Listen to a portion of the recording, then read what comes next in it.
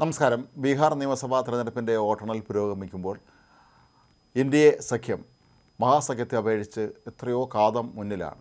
വലിയ തോതിലുള്ള ഒരു തെരഞ്ഞെടുപ്പ് വിജയമാണ് എൻഡിഎ സഖ്യത്തിന് ഇവിടെ ലഭിച്ചിരിക്കുന്നത്.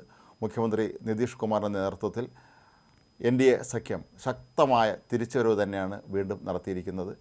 ഒരിക്കൽ കൂടി ബീഹാർ നിതീഷ് കുമാർ ഭരിക്കും എന്ന് ഉറപ്പാക്കുന്ന അവസ്ഥയിലേക്കാണ് ഇപ്പോൾ വോട്ടെണ്ണൽ കടന്നു ചെല്ലുന്നത്. മഹാസഖ്യത്തെ സംബന്ധിച്ചിടത്തോളം വലിയ തിരിച്ചടിയാണ് അവർക്ക് ഉണ്ടായിരിക്കുന്നത്. വോട്ടെണ്ണൽ നടക്കുമ്പോൾ ബീഹാറിലെ PCC അധ്യക്ഷൻ പോലും എത്രയോ ആയിരം വോട്ടുകൾക്ക് പിന്നിലാണ്. മാത്രമല്ല തേജസ്വി യാദവും ഇപ്പോൾ പിന്നിലാണ് എന്നാണ് സൂചന.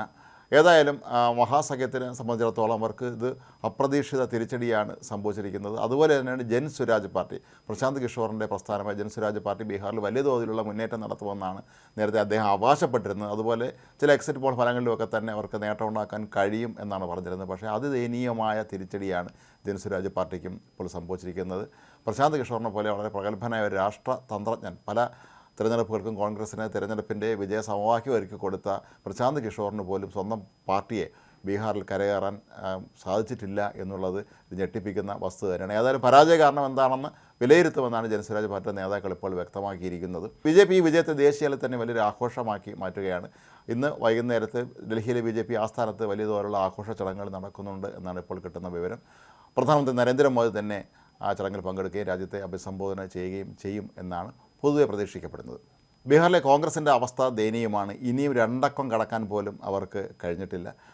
രണ്ടക്കം കടക്കുക എന്നുള്ളത് ഇപ്പോൾ കോൺഗ്രസിനെ സംബന്ധിച്ചിടത്തോളം ബീഹാറിൽ അസാധ്യമായ ഒരു കാര്യമാണെന്ന് തന്നെയാണ് തെളിഞ്ഞിരിക്കുന്നത്.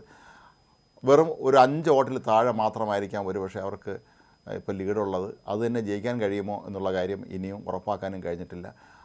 കോൺഗ്രസ് അടപടലം ബീഹാറിൽ തോറ്റു തുന്നം പാടുന്നതായിട്ടാണ് നമുക്കിത് മനസ്സിലാക്കാൻ കഴിയുന്നത്.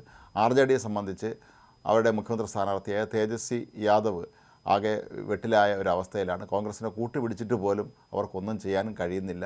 തേജസ്വി യാദവിൻ്റെ ഔദ്യോഗിക വസതിയിലൊക്കെ തന്നെ ഇപ്പോൾ പ്രവർത്തകർ പോലും എത്തുന്നില്ല എന്നും പറയപ്പെടുന്നുണ്ട്. പരാജയം ഉറപ്പായ സ്ഥിതിക്ക് ഇനി അങ്ങോട്ട് അണികൾ തിരിഞ്ഞു നോക്കുകയില്ല എന്നാണ് പൊതുവെ കരുതപ്പെടുന്നത്.